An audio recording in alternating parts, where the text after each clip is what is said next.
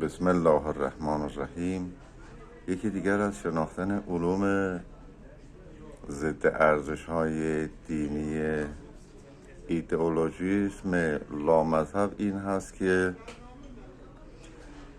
عتبات متبرکه و باری تعالی را به تمسخر میگیرد، به اصطلاح این که با اون ملت یا با اون مردم مخالف است در مذهبشون، در دینشون، به موازات آن با عتبات عالیات حج و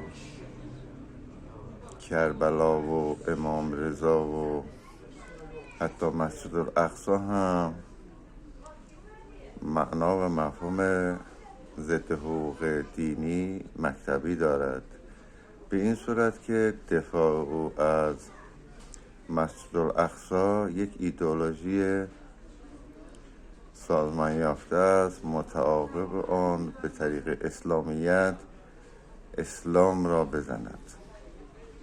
وقتی اسلام را بخواهد بزند، یک ایدئولوژی لازم است که پرت و پلا بگوید در مکاتب دین و بی پاسخ باشد و شفافیت نباشد و اون استبداد دیکتاتوری خود را به توسط عدم آزادی بیان یک راه باطل را حق جلوه بدهد. انداختن یمن با عربستان به زیان کعبه است.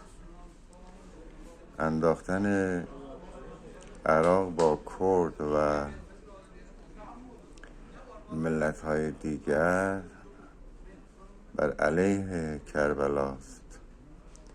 انداختن مسجد الاقصی با اسرائیل و فلسطین یا لبنان بر علیه معنای مسجد الاقصی.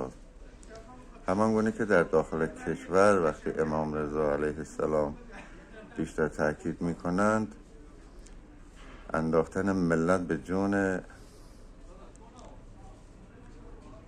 نظام و نظام را انداختن به جون مردم و همه را به انداختن به هم، که اینها تعریف وحدت و همدلی نمی شود، بلکه جای جای ساختار نظام مافیا را ببینید، یک تافته جدا بافته از ابرقدرت فرعون است. اون قدرتی هم که ادعا می کند مال کشور است، مال او نیست و اون قدرت را در جهت حل اقتصاد، حل سیاست، حل دین، حل فرهنگ به کار نبرد. کما اینکه ما در ساختار شکنی ساختارسازی داریم که این قدرت در جایگاه خود وقتی درست مستقر بشود در معنای اسلامیت و اون ضدیت ها و ترورها و تخریب دین را کنار بگذارد، در نتیجه اقتصاد رونقی، اقتصاد سرمایه‌داری برای همه میسر خواهد شد. یعنی کار او فقط حیف میل کردن است و تا به حال هم کرده است و از روی اون ظلم و جور و ستم و قتل و تبانی هم کرده است. بنابراین تمام اهداف شوم او بایستی سپاه، اطلاعات، نیروهای روحانی که هر کدام یک دژ محکمی برای فرعون هستند، اونها یا توسط دعوت یا تسلیم شدن یا دادگاه های اصلاحات و یا نهایتاً جنگ با طریق ائتلاف جهان، در هر صورت بایستی نظم نوین در موقع ظهور موعود به دست آید. و السلام.